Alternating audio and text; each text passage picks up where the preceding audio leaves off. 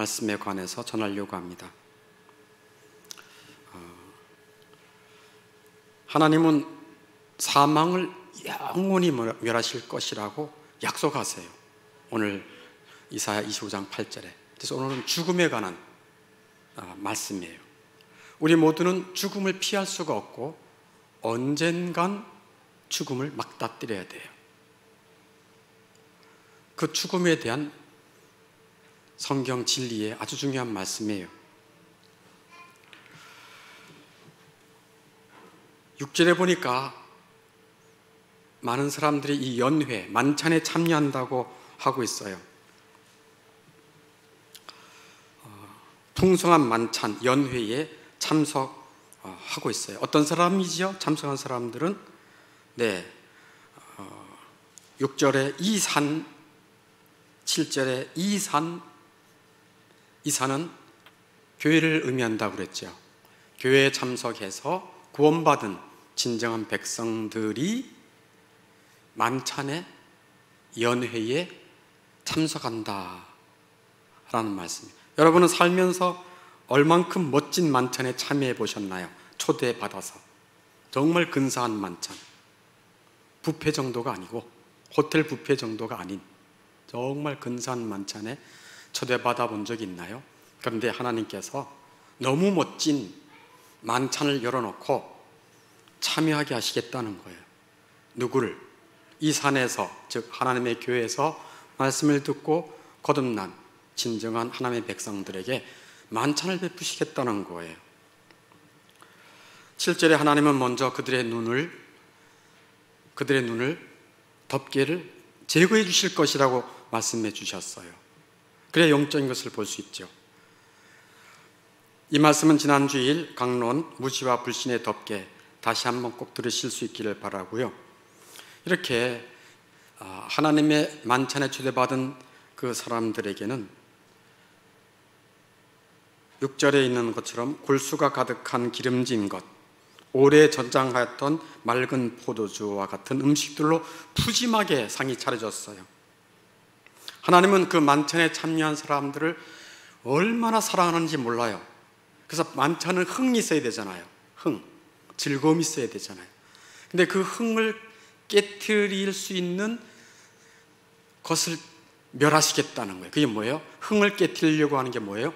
사망의 두려움, 그리고 사망 자체를 하나님께서 영원히 멸하시겠다라고 말씀하는 거예요. 사람은 남녀노소 가장 두려워하는 것이 죽음입니다. 그래서 사망의 두려움을 멸하겠다. 아니, 사망 자체를 영원히 멸하시겠다라고 약속하시는 거예요. 그래서 오늘은 주로 말씀의 주제가 뭐라고요? 죽음에 관한 거예요. 사망에 관한 거예요. 그러면 죽음의 속성에 대해서 먼저 말씀을 드릴게요. 오늘 이런 순서로 말씀드릴 거예요. 죽음의 속성이 뭘까? 하나님은 죽음을 어떻게 영원히 멸하신다고 하시는가? 그러면 죽음에 대한 준비는 어떻게 해야 되는가? 이런 순서로 말씀을 드릴 거예요. 첫 번째, 죽음의 속성에 대해서 말씀을 할게요. 첫 번째, 죽음은 사람을 가리지 않습니다. 어리다고 죽음이 피해가지 않고 남녀노소, 빈부, 귀천 가리지 않습니다. 언제라도 죽음은 그 사람을 덮칩니다. 그래서 태어나는 것은 순수로 태어나지만 죽는 것은 순수가 없어요. 나이 들었다고 죽는 것도 아니고요, 젊었다고 안 죽는 것도 아닙니다. 그런 의미에서 죽음은 이 세상에서 최악의 폭군이에요. 이 세상에 수많은 폭군들이 많이 있었지만 죽음만큼 잔인한 폭군 없었습니다. 죽음은 모든 사람을 평준화시켜요. 하늘처럼 높은 황제의 시체도, 거지와 같은 죽은 시체도 모두 죽으면 썩어 그 냄새가 참혹하고 보기에 볼썽사납습니다. 누구도 시체를 좋아하지 않아요. 다 똑같아져요. 그래서 죽음은 모든 것을 평준화해요.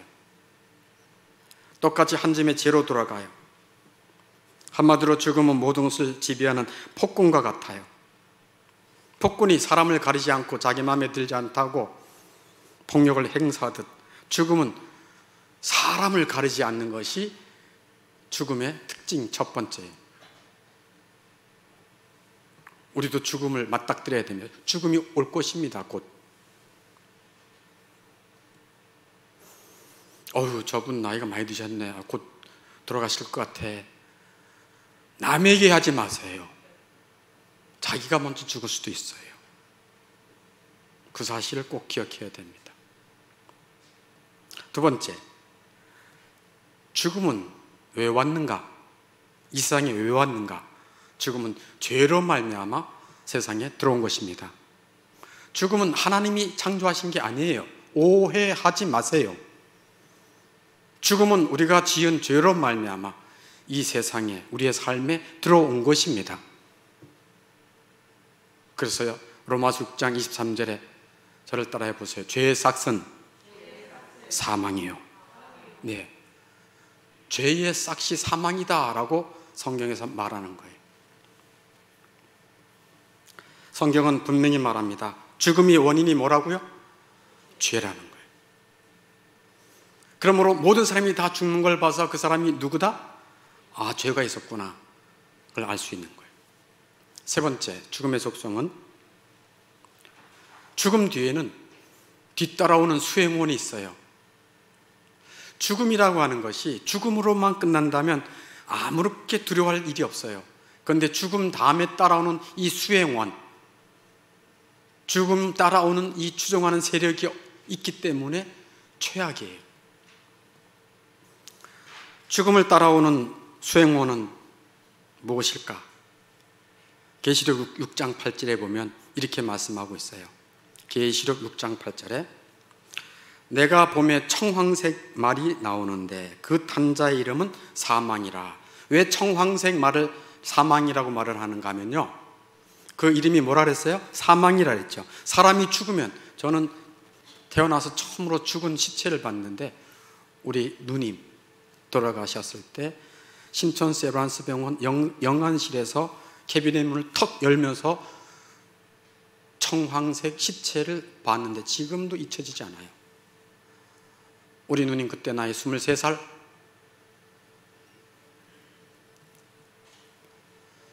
저 청소년기에 얼마나 예민한 때입니까? 그 죽음의 시체가 청황색이에요. 계시록 6장 8절에 청황색 말이 수많은 사람을 죽음으로 몰아갈 겁니다. 그게 사망이라고 말하고 있고, 그 탄자 이름은 사망이니 그 다음에 뭐라고 말씀하고 있는가 하면 뭐가 그 뒤를 따르더라? 음부가 그 뒤를 따르더라. 죽음 뒤에 수행원이 누구라고 말합니까? 음부예요. 지옥이에요. 죽음이 끝이 아니고 지옥이 따라온다는 거예요. 그렇기 때문에 죽음이 최악입니다. 만일 죽음 후에 지옥이나 음부가 뒤따르지 않는다면 사실 죽음은 별로 심각한 문제가 아니에요. 죽으면 끝나니까.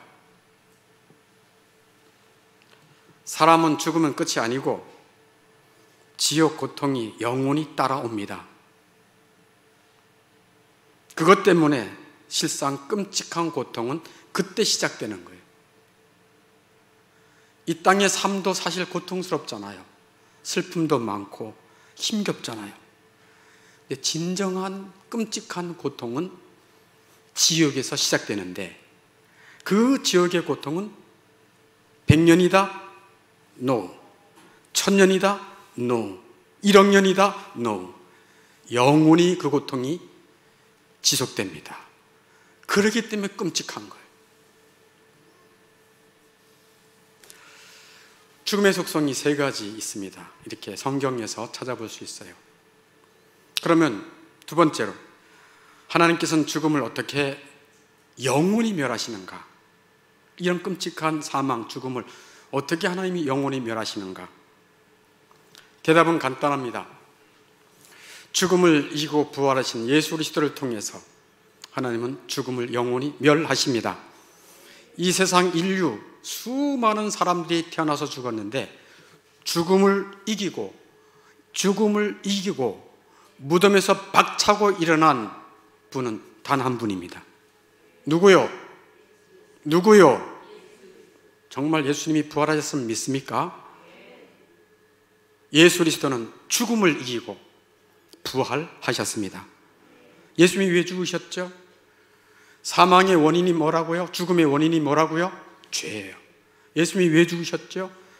죄를 위해서, 나와 너의 죄를 대신해서 십자가에서 죽으심으로, 하나님의 공의를 만족하심으로 죄의 문제를 해결하셨습니다. 그러므로 죄가 가져오는 사망을 멸하신 것입니다.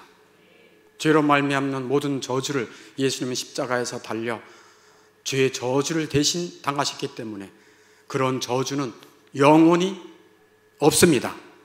예수 안에 있는 자들은.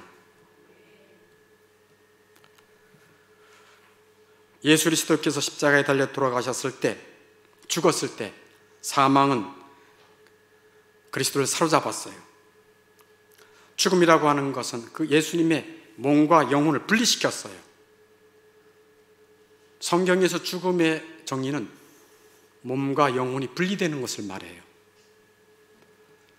예수님도 몸과 영혼이 분리시켰어요. 누가? 사망이. 죽음은 예수 그리스도를 무덤 속에 3일 동안이나 가둬놨어요. 예수 그리스도를 죽음은 완전히 집어삼켰습니다. 잔인한 폭군 사망은 그리스도를 완전히 이긴 것 같았어요.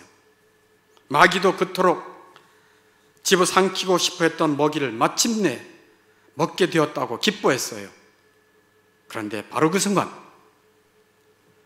하나님의 능력과 그리스도의 신적 능력이 죽음을 이기고 부활하게 하신 것입니다.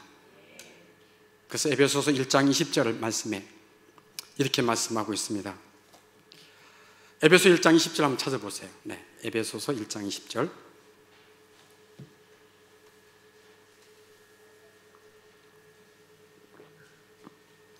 에베소서 1장 20절.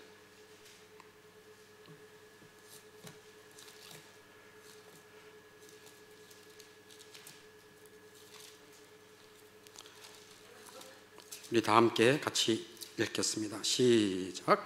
그의 능력이 그리스도 안에서 역사하사 죽은 자들 가운데서 다시 살리시고 하늘에서 자기 오른편에 앉히사. 아멘. 죽은 자들 가운데서 다시 살려내셨습니다. 사도행전 2장 31절 32절도 찾겠습니다. 사도행전 2장 31절 32절. 사도행전 2장 31절 32절.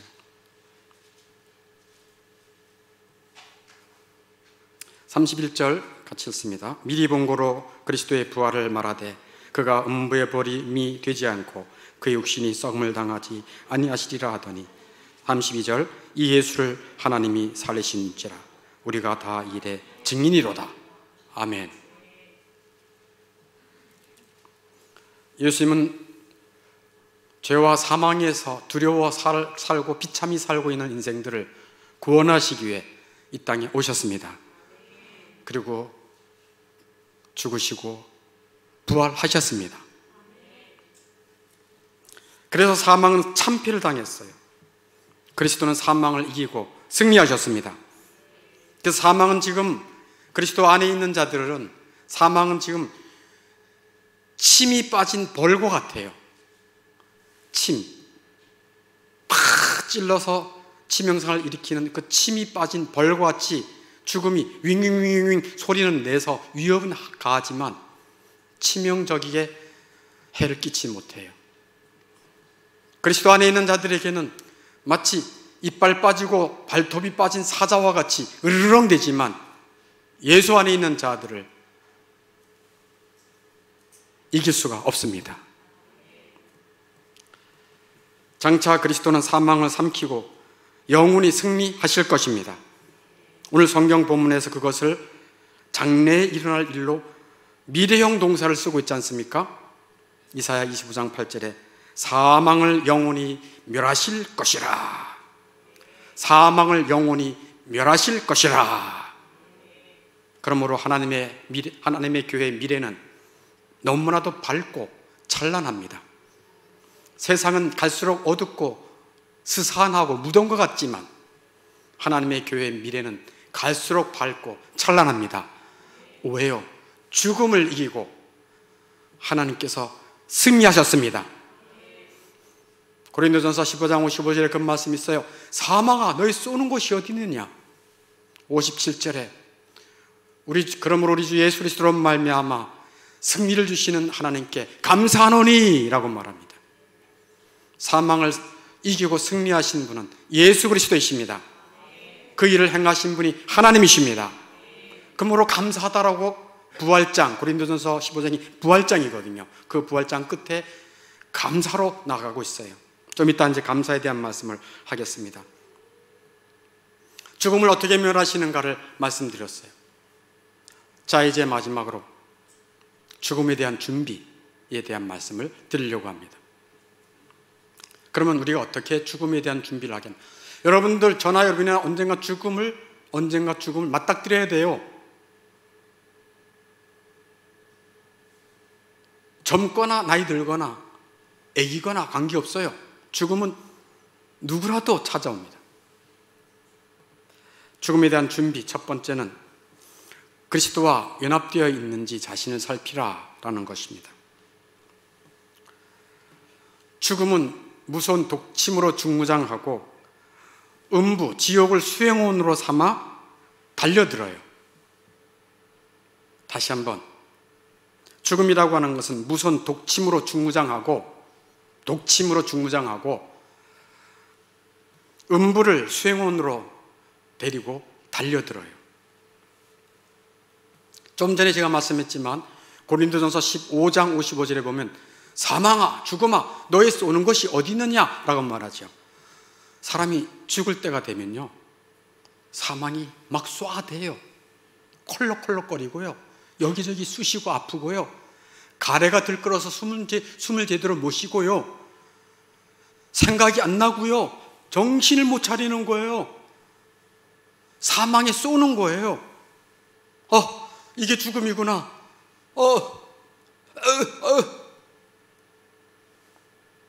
숨도 제대로 못 쉬다가 아야 소리 못하고 죽음이 와요. 이게 사망에 쏘는 거예요. 육체적으로만 쏘는 것도 아니에요. 양심으로도 쏘아요. 죽음이 맞닥뜨려 왔다는 것을 알면 양심이 쏘아대요. 내가 내 인생을 그렇게 정욕적으로 살았구나. 정말 세상적으로 살았구나. 하나님께서 나에게 구원의 은혜를 주시기 위해서 그런 은혜의 수단들을 말씀해 주셨을 때 그런 말씀의 시간, 그런 기도의 시간을 하찮게 여겼구나. 주일 예배를 통해서 하나님이 은혜 주시고자 하는 그것들을 정말 무시했구나. 자기의 양심이 시뻘겋게 달아올라서 자기를 막 찔러대는 거예요.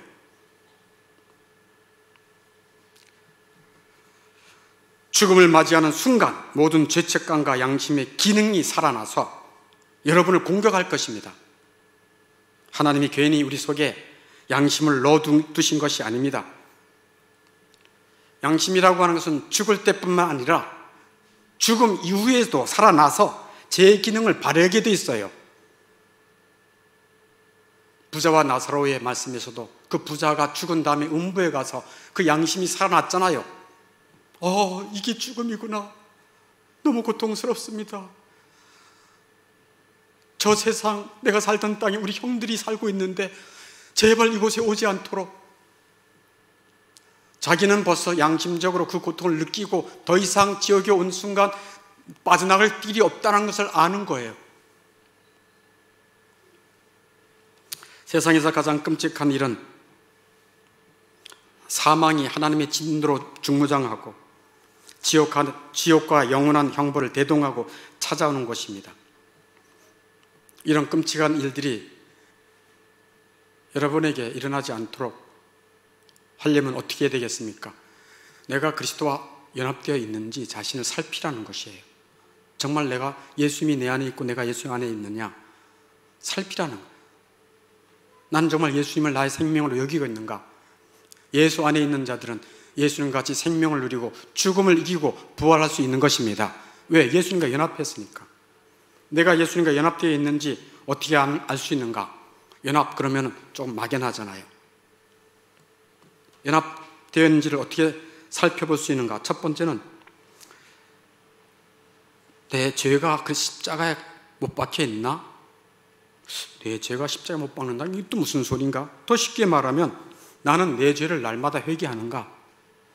나는 내 죄로 말미암아 죽을 수밖에 없는 비참한 인생이라는 것을 인정하는가? 나는 내 죄 미워하는가? 내가 죄를 짓지 않기 위해서 날마다 죄와 싸우는가? 사람과 싸우는 것이 아니고, 남편과 아내와 싸우는 것이 아니고, 내 안에 있는 죄와 싸우는가? 그리고 내 죄를 위해 죽으신 주님을 정말 사랑하는 마음이 있는가?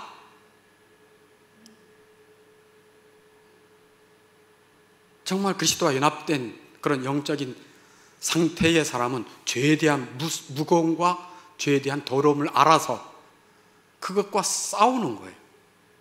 여러분 잘 들어보세요. 저를 보고 잘 들어보세요. 죽은 시체는요, 죽은 사람은요, 느끼질 못해요. 죽은 사람, 알죠? 죽은 사람, 죽은 시체는 느끼질 못해요. 영적으로 죽은 자, 즉 그리스도와 연합되지 않은 자는 죄의 무거움을 느끼질 못해요. 죄의 더러움도 볼 수도 없어요. 죽은 자가 어떻게 들려지고 죽은 자가 어떻게 느껴집니까? 그러나 영적인 감각이 있는 자, 즉 예수 안에 있는 자는 죄의 무게를 느낍니다. 죄가 더러운 것을 압니다. 그래서 날마다 십자가의 죄를, 나의 죄를 십자가에 못 박는 일을 하는 것입니다. 이 죄를 이길 수 있도록 도와달라고 나의 생명의 주여 하고 고백하는 것입니다. 예수님이 죄와 사망에서만 구원했습니까? 이 세상의 모든 것에서부터 다 승리하신 분이 예수 그리스도이십니다. 그래서 그리스도와 연합되어 있는 거 어떻게 살필 수 있다고? 내가 죄를 날마다 십자가에 못 박는가? 또 두 번째는 내 정과 욕심을 날마다 십자가에 못 박는가라는 거예요. 갈라디아서 5장 24절에 보면 그리스도의 사람들은 그 정과 욕심을, 그 정과 탐심을 십자가에 못 박은 사람이다 라고 말합니다. 나는 내 욕심을 따라 사는가? 내 욕심을 채우기 위해 이 세상을 사는가? 아니면 내 욕심은 날마다 올라올 때마다 십자가에 꽝꽝꽝 못 박고 내 욕심을 따라 사는 것이 아니고 그리스도의 뜻을 따라 사는가? 내 감정, 내 욕구를 따라 사는 것이 아니라 그리스도의 뜻을 따라 사는가? 그걸 살피라는 거예요.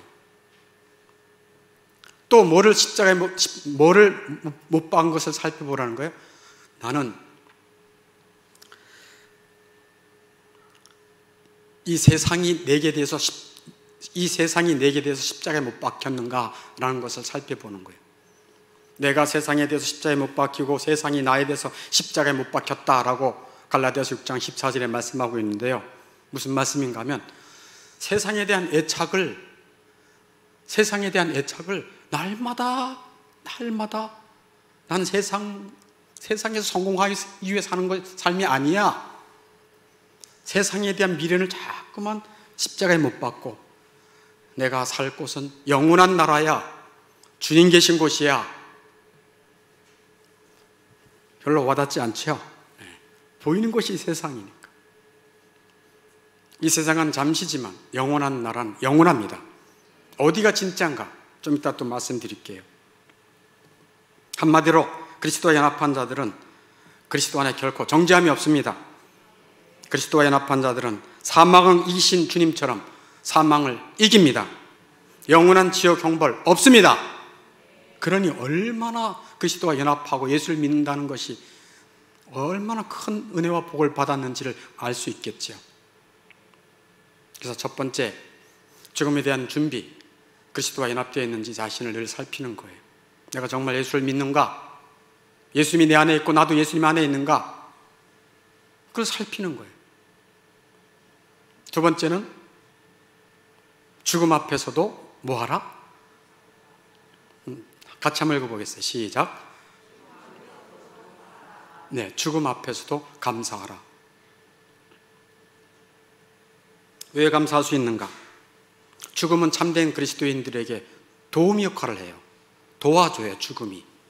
뭐를 도와주는가? 사망이라고 하는 것은, 즉 죽음이라고 하는 것은 영원한 나라, 생명의 나라에 들어가는 문이기 때문에 죽음은 우리를 도와서 영원한 나라에 들어갈 수 있도록 도와주는 도우미가 되는 것입니다. 그러므로 죽음 앞에서도 감사할 수 있어야 됩니다. 죽음을 통과하지 않고는 영생의 나라에 들어갈 수 있다 없다? 없어요. 죽음을 통과하지 않고는 영생의 나라에 들어갈 수 없어요. 여러분, 나이 들고 고통스럽고 힘겹고 너무너무 힘든데 계속 살면 어떡할까요? 계속 고생만 더 늘어나는 거예요. 죽어야 이 모든 고통이 끝나고 복락이 기다립니다. 그래서 죽음이 도우미 역할을 하는 거예요. 그래서 죽음 앞에서도 감사할 수 있는 거예요. 사실 죽음은 우리를 이 세상에 사랑하는 가족들과 친구들로부터 분리시키죠. 그래서 죽음 앞에는 누구라도 사랑하는 사람, 더 있고 싶은 사람, 왜 이렇게 죽음이라고 하는 건요, 더 있고 싶은 사람은 빨리빨리 가는지 몰라요. 아유, 이제 가셔도 되는데, 근데 더 있어요. 죽음이라는 거 참 희한해요. 아무튼 죽음은 우리를 이 세상에 사랑하는 가족들과 친구들로부터 분리시켜요. 세상에 좋은 것들, 직업, 애써 놓은 모든 재산들을 다 빼앗아 갑니다. 다 빼앗아 가요. 근데 이제 들으세요. 다 빼앗아가는 것 같고 다 상실하는 것 같으지요? 천만의 말씀이에요. 죽음은 실상 더 좋은 사람을 만나게 합니다. 죽음은 실상 더 좋은 일들이 열려지게 합니다. 죽음은 실상 더 좋은 곳으로 우리를 옮겨 놓습니다. 죽음은 실상 우리의 영혼을 더 멋진 상태로 변화시켜 줍니다. 그러니 죽음이 얼마나 고통 많은 이 세상에 우리를 도와줍니까? 그렇기 때문에 죽음 앞에서도 뭐하라? 감사하라.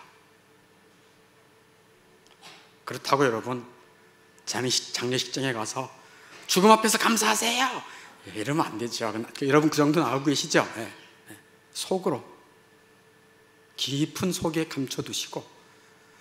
근데 죽음 앞에 감사할 수 있는 사람은 진정한 하나님의 백성이 감사할 수 있어요. 그렇지 않은 사람은 죽음에 대해서 무시하거나 죽음에 대해서 생각을 하지 않으려고 그래요. 그래서 우리나라 보세요. 무덤이나 납골당 또는 화장터는 다 혐오 시설로 여겨서 자기네 마을에 들어오지 못하도록 그렇게 막잖아요. 왜? 죽음을 보이지 않게 자기가 혐오하는 거예요. 무서워하는 거예요. 무시하고 싶은 거예요. 잊고 싶은 거예요. 죽음은 더 좋은 사람들과 더 좋은 일들과 더 좋은 곳, 더 좋은 상태에서 영원히 살 수 있도록 진정한 백성들을 옮겨주는 것입니다. 그것은 죽음도 없습니다. 아멘. 그것은 슬픔이 없습니다. 그것은 질병이 없습니다. 더 이상 이별이 없습니다. 그것은 죄가 없습니다. 그래서 엄청 복된 상태가 되는 거예요. 우리 주 예수님께서 죽음을 이기시고 부활하셔서 그 엄청 복된 상태에 있음을 기억할 수 있기를 바랍니다. 세 번째, 죽음을 지나치게 무시하지도 말고 지나치게 두려워하지도 말라라는 말씀이에요. 세상 사람들은 대부분 성큼성큼 다가오는 죽음에 대해 무시합니다. 그리고 세상의 헛된 영광을 추구하기 위해 자신들의 정욕을 불태워 살아갑니다. 사실 죽음이 두려운 것이죠. 사망에 쏘는 것이 있기 때문에 그렇습니다. 자신이 건강하고 젊다고 해도 죽음을 맞이하는 순간에는 사망에 쏘는 것이 100% 느끼게 될 것입니다. 죽음을 지나치게 무시하는 자들은 죽음 앞에서 두려워 떨 것입니다. 그러나 그때는 이미 늦었습니다. 그러나 그리스도를 마음속에 모신 그리스도와 연합한 자들은 죽음을 지나치게 두려워해서는 안 된다라고 말합니다. 성경은 말해요. 계시록 14장 13절에 저를 따라해 보세요. 같이 나오겠습니다. 같이 읽습니다. 시작. 주 안에서 죽는 자들은 복이 있도다. 아멘. 예수 안에서 죽는 자, 즉 예수님을 믿고 죽는 자들은 뭐가 있다고? 복이 있도다. 이 말씀을 하니까 13절 그 하반절에 이렇게 말씀해요. 성령이 이르시되 그러하다.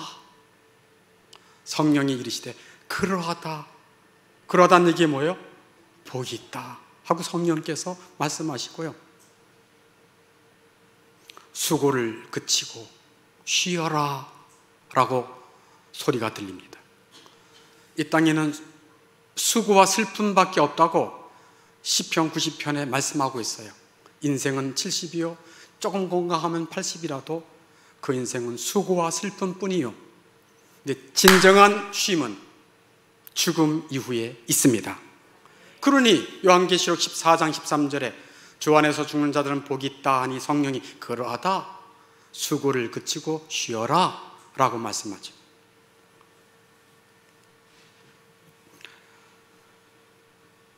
그러므로 그들의 죽음은 누구의 죽음이요? 주 안에서 죽는 자들, 예수님을 믿고 죽는 자들의 죽음은 사는 날보다 더 낫습니다. 사실 우리가 이 세상을 떠나는 날은 큰 행복이 시작되는 날입니다. 반대로 이 세상에 태어나는 날은, 이 세상에 응애하고 태어나는 날은 불행이 시작되는 날입니다. 어렸을 때부터 불행이 시작되는 것입니다. 왜? 죄덩어리로 태어나고 죄가 많은 세상을 살아가는 것이 쉽습니까? 너무 어렵습니다. 목사님, 그러면 애를 낳지 말라고요? 그런 얘기는 아니죠. 주님이 오실 때까지 봄, 여름, 가을, 겨울이 계속되듯이 태어나는 것과 또 자라는 것은 마지막 주님이 오셔서 세상이 올스톱 딱 될 때까지는 태어나고 죽고 그리고 봄, 여름, 가을, 겨울이 계속 되도록 하나님이 말씀하신 것입니다. 그럼 하나님 말씀대로 사는 거예요. 다시 말씀드립니다. 우리가 세상에 태어나는 날은 우리의 불행이 시작되는 날입니다. 그러나 우리가 이 세상을 떠나는 날은 우리의 참된 행복이 시작되는 날인 것입니다. 할렐루야. 그러므로 죽음을 지나치게 두려워하지 말아야 돼요. 사망은 본래 우리의 원수였지만 그리스도를 통해 이제 죽음마저도 우리의 뭐가 되었다고요? 도우미가 되었습니다. 죽음은 이 세상의 비참함을 끝내주고 영원한 행복으로 들어가게 하는 것입니다. 죽음은 우리 몸과 영혼을 분리시켜 우리 영혼을 영원한 세계로 인도하는 것입니다.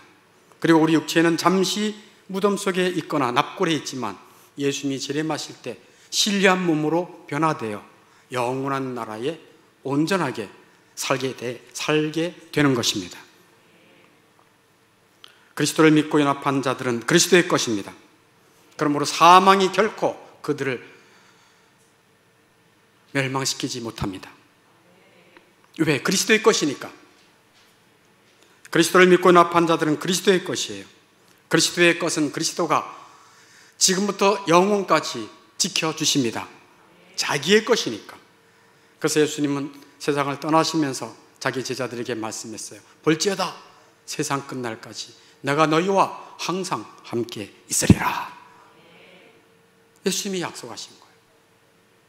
그래서 예수님의 제자들은 이 땅에서 죽는 거 지나치게 두려워하지 않고 십자가에 달려 죽고 복음 전하다가 죽는 것 기꺼운 영광으로 알고 죽은 자들이 예수 믿는 제자들이었어요. 성경 진리는 모든 것이 다 예수 안에 있는 자들의 것이라고 말합니다. 죽음마저도 그렇습니다. 고린도전서 3장 23절에 같이 읽어보겠어요? 너희는 그리스도의 것이요 그리스도는 하나님의 것입니다. 네, 그리스도의 것, 예수 안에 있는 자들은 그리스도의 것이니 그리스도가 지키세요. 그리고 그리스도의 것은 이 세상의 모든 것이 다 우리의 것이라고 말하고 있어요. 22절에 같이 읽겠습니다. 시작. 생명이나 사망이나 지금 것이나 장래 것이나 다 너희 것이요. 다 너희 것이래요. 생명 우리 것 이해하겠어요. 사망도 우리 것 무슨 뜻이에요? 지금 것이나 장래 것이나 다 우리 것이다. 어느 정도 좀 감이 와요. 근데 사망도 우리의 것? 지극히 당연한 일입니다. 왜요? 죄는 여전히 우리의 원수인데 사망을 통해서 우리가 모든 죄에서 자유함을 받았거든요. 근데 사망을 통해서 이제 더 이상 죄가 없는 멋진 세상, 영원한 나라에 들어가게 되니 사망이 우리를 도와주는 것입니다. 그러므로 사망이 우리의 것이 되는 거예요. 사망마저도 우리 편이 되는 것입니다. 그래서 사망이 너희 것이다 라고 하나님은 말씀하고 계십니다. 사망을 통해 더 이상 죽음이나 슬픔이나 고통이나 질병이 없는 그곳에 들어가게 되지요. 그러니 죽음이 우리의 것이 되고 죽음이 우리의 도움이 되는 것입니다. 지금도 하루하루 야금야금 우리의 생명을 죽음이 파먹고 있어요. 때가 차면 마침내 죽음은 언젠가 우리 앞에 맞닥뜨려야 됩니다. 그러나 예수 안에 있는 자들은 그 죽음이 결코 파괴하지 못합니다. 사망이 우리의 육신을 죽이는 순간 그리스도 안에 있는 자들의 영혼은 영원한 나라에, 더 좋은 세상에, 더 좋은 사람들이 있는 그곳으로 옮겨지게 될 것이기 때문입니다. 그러므로 늘 두 가지를 준비하셔야 돼요. 첫 번째, 죽을 준비. 언제라도 죽을 준비를 해야 돼요. 언제라도.